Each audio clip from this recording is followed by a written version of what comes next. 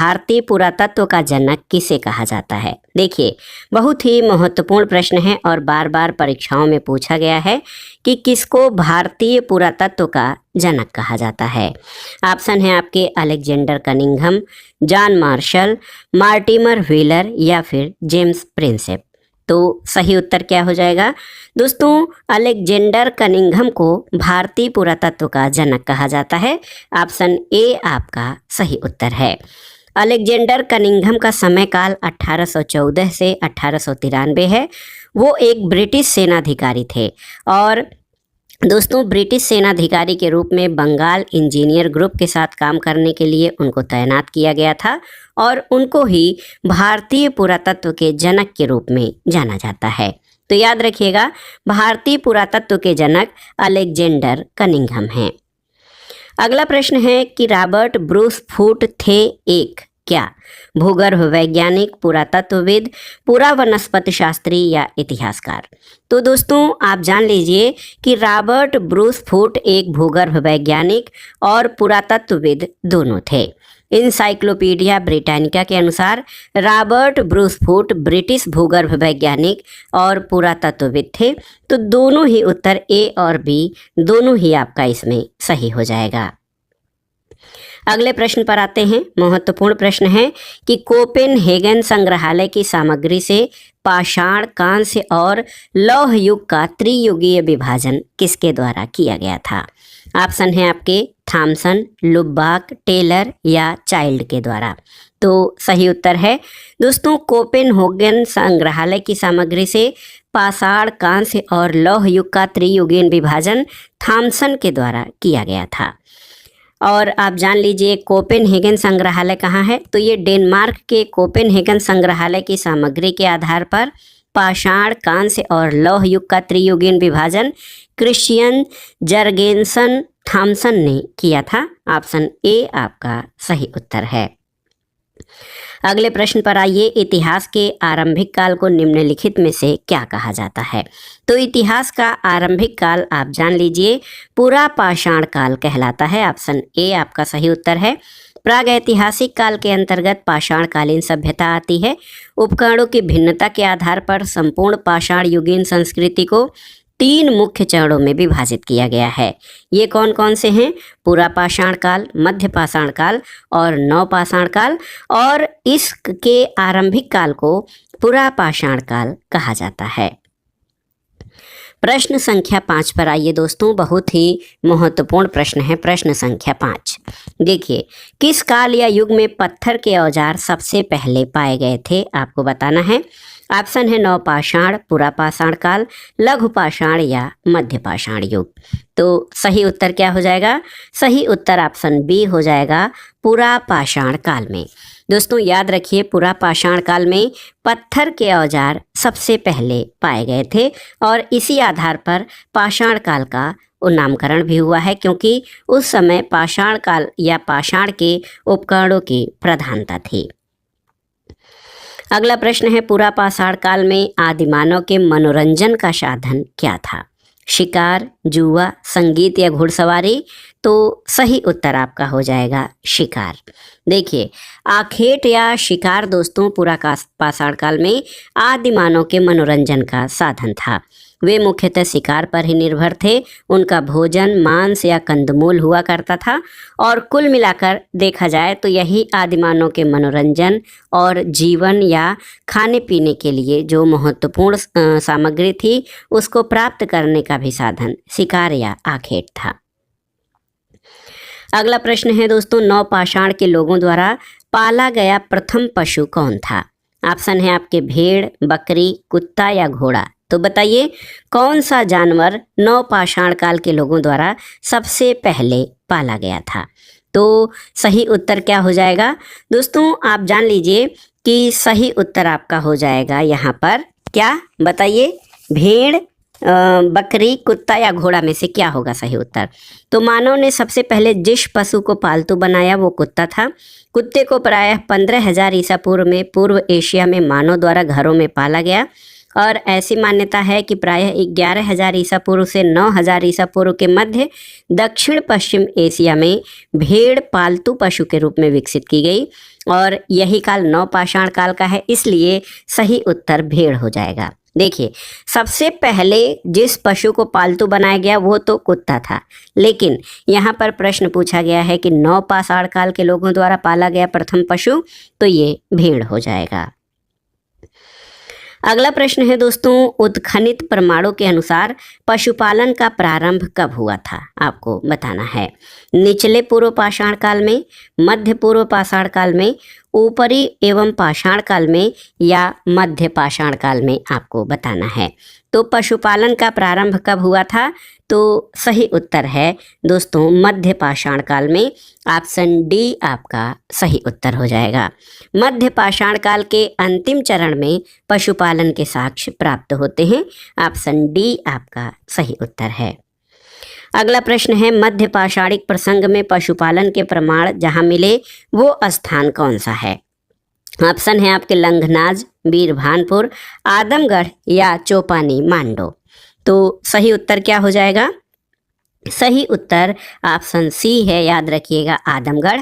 आदमगढ़ कहाँ है? आदमगढ़ मध्य प्रदेश में है और यहीं से मध्य पाषाण काल में पशुपालन के प्रमाण मिले हैं। तो याद रखिएगा, मध्यकाल में पशुपालन के प्रमाण आदमगढ़ मध्य प्रदेश से मिले हैं। अगला प्रश्न है दोस्तों, निम्नलिखित में से किस स्थल से हड्डी के उपकरण प्राप्त हुए हैं। ऑप्शन है चौपानी मांडो, काकोरिया, महदहा या फिर सराय नाहर राय से। तो सही उत्तर है दोस्तों मध्यकालीन या मध्य पाषाण काल में महदहा और सराय नाहर राय। देखिए, सी और डी आपके दोनों ही सही होंगे। महदहा और सराय नाहर राय ये उत्तर प्रदेश के प्रतापगढ़ जिले में स्थित हैं।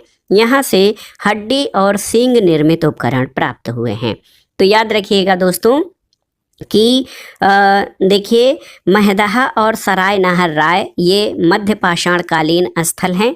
यहाँ से हड्डी और सींग के उपकरण प्राप्त हुए हैं और ये स्थान उत्तर प्रदेश के प्रतापगढ़ जनपद में स्थित हैं।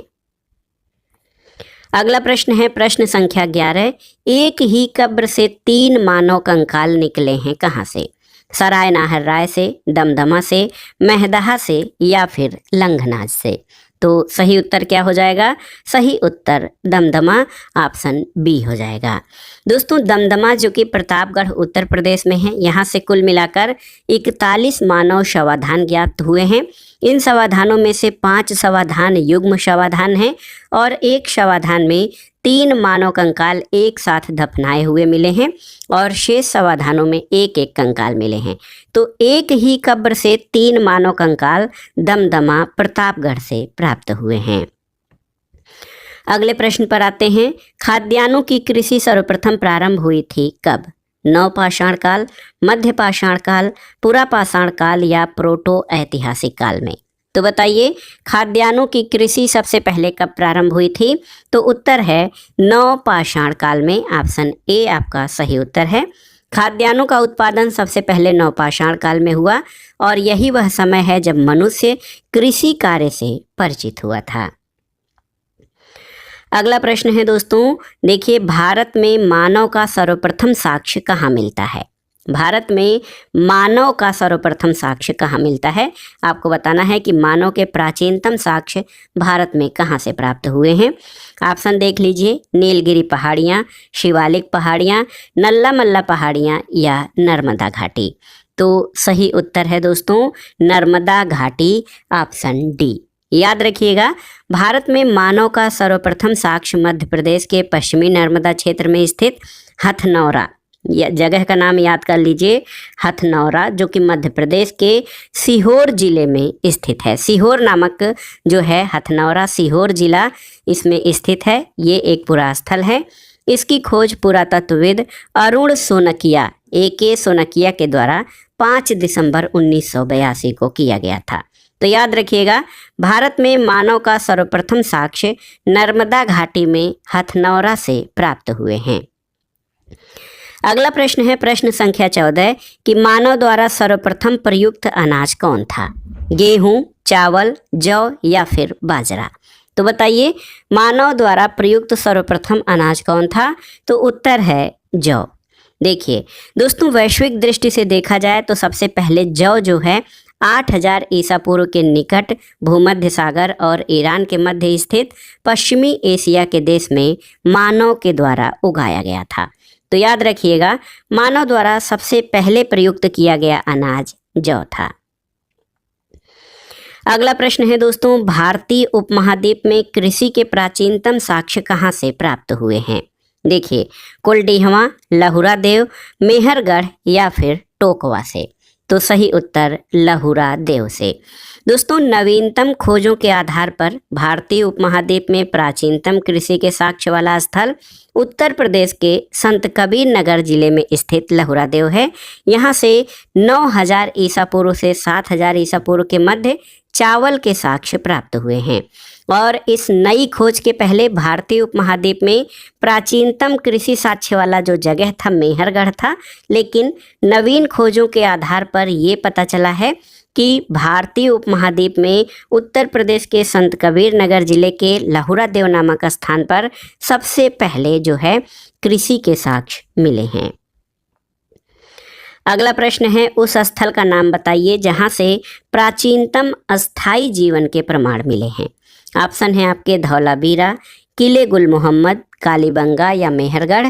तो सही उत्तर है मेहरगढ़। ऑप्शन डी आपका सही उत्तर है।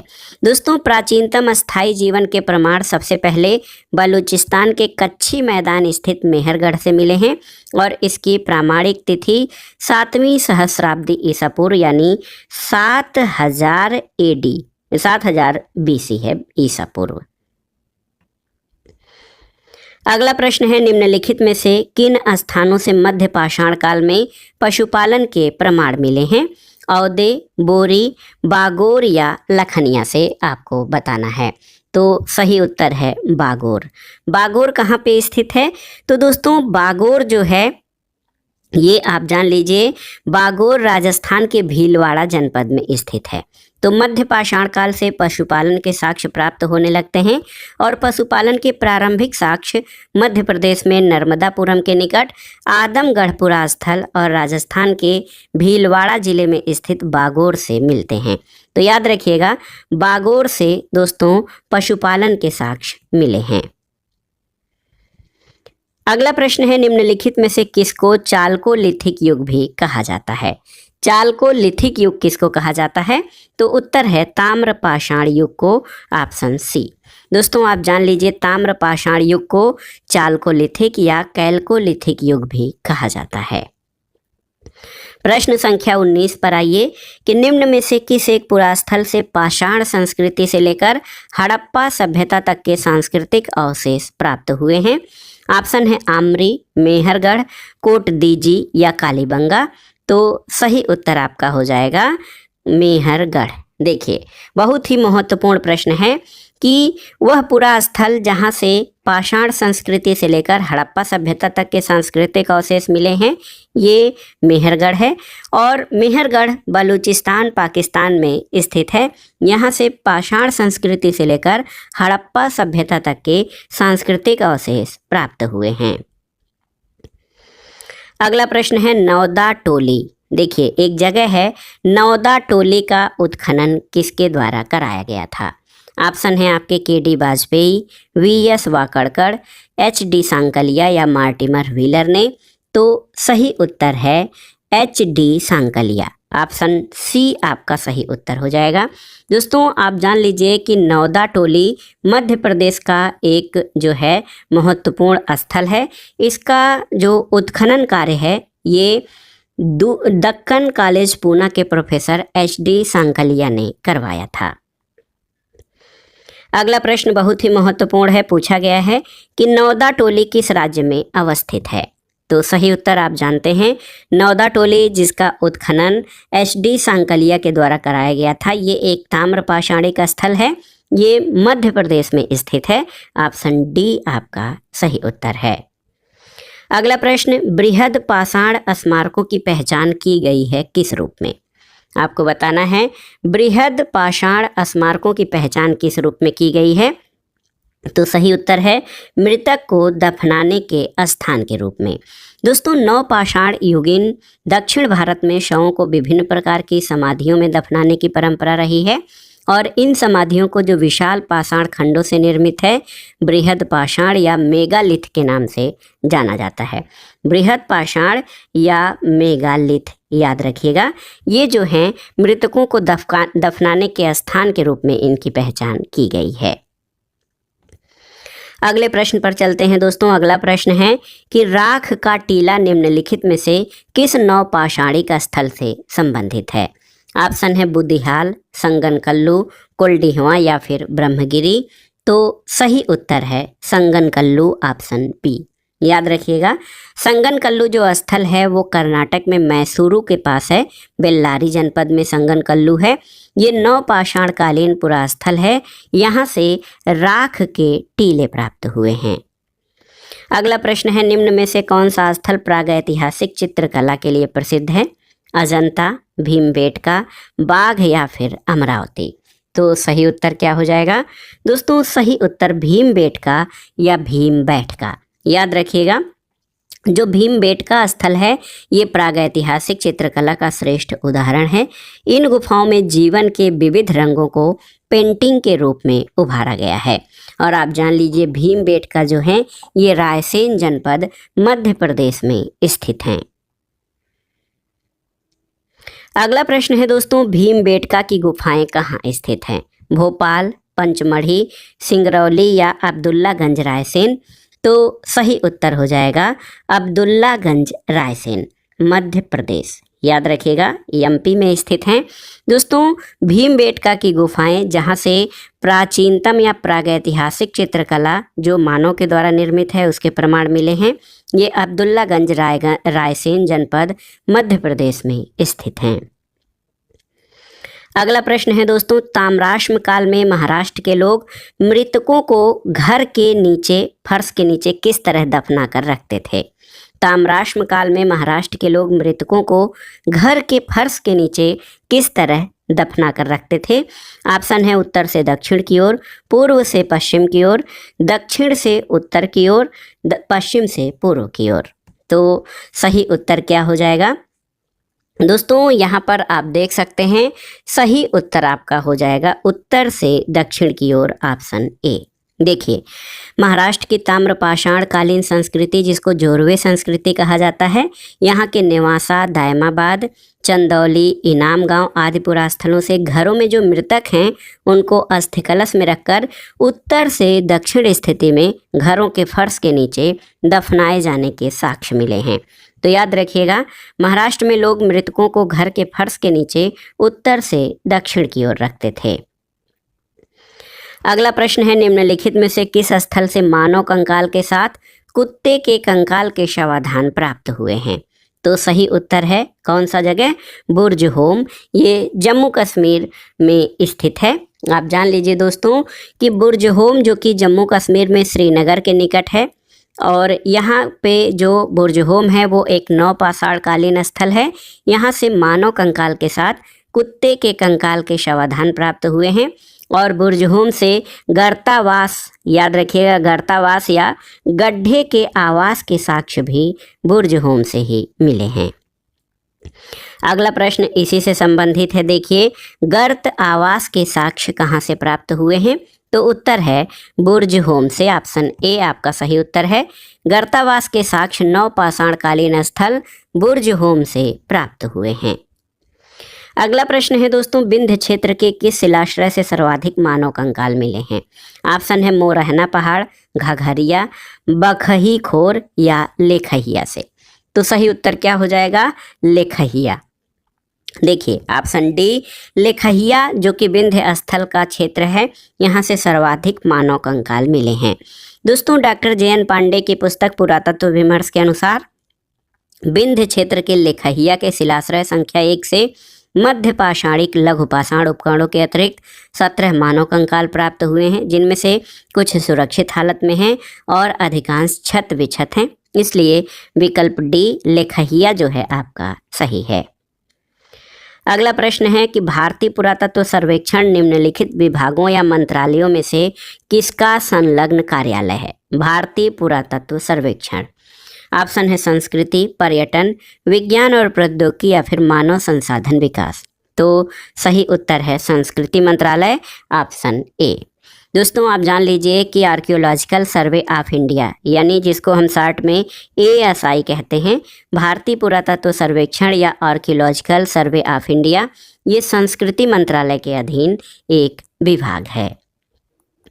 अगला प्रश्न है राष्ट्रीय मानव संग्रहालय कहाँ पर स्थित है? तो ये प्रश्न बहुत ही महत्वपूर्ण है। राष्ट्रीय मानव संग्रहालय, इसका नाम बदलकर इंदिरा गांधी राष्ट्रीय मानव संग्रहालय किया गया है। ये भोपाल मध्य प्रदेश में स्थित है। तो याद रखिएगा दोस्तों, राष्ट्रीय मानव संग्रहालय जिसका नाम अब इंदिरा गांधी राष्ट्रीय मानव संग्रहालय है, ये भोपाल मध्य प्रदेश में है। ये भारत सरकार के संस्कृति मंत्रालय के अधीन स्वायत्तशासी संगठन है। अगले प्रश्न पर आते हैं कि निम्नलिखित में से किस भारतीय पुरातत्ववेत्ता ने पहली बार भीमबेटका गुफा को देखा और उसके शैल चित्रों के प्रागैतिहासिक महत्व को खोजा था? ऑप्शन है माधव स्वरूप वत्स, HD सांकलिया, VS वाकड़कर या VN मिश्रा। तो सही उत्तर क्या हो जाएगा? दोस्तों सही उत्तर आपका हो जाएगा ऑप्शन C, VS वाकड़कर। आप जान लीजिए दोस्तों, मध्य प्रदेश के रायसेन जिले में स्थित भीमबेटका प्रागैतिहासिक शैल चित्रकला का श्रेष्ठ उदाहरण है। इसकी खोज 1957 में VS वाकड़कर के द्वारा की गई थी और उसमें निर्मित शैल चित्रों को उन्होंने प्रागैतिहासिक महत्व का या मानव द्वारा निर्मित सबसे प्राचीन चित्रकारी की जो है इसकी विशेषताओं को या उसके महत्व को खोजा था। अगला प्रश्न और आज के वीडियो का आखिरी प्रश्न है कि कथन और कारण, नीचे एक कथन है और दूसरा कारण है, उनके आधार पर सही उत्तर का पहचान करना है। कथन है कि विंध्य क्षेत्र के पाषाण युगीन लोगों ने नूतन भूतल काल के अंत में गंगा घाटी में प्रव्रजन किया था, सही है। और कारण है जलवायु परिवर्तन के कारण इस काल में शुष्कता का चरण था, बिल्कुल सही है। तो याद रखिएगा दोस्तों, A और R दोनों सही हैं और R A की सही व्याख्या करता है। तो याद रखिएगा कि G.R. शर्मा ने सराय नाहर राय में खुदाई के बाद ये अवधारणा दी कि नूतन भूतल काल के अंत में सूखे के कारण विंध्य क्षेत्र में भोजन की कमी के कारण लोगों ने गंगा घाटी क्षेत्र में प्रवास किया था। तो सही उत्तर ऑप्शन A हो जाएगा।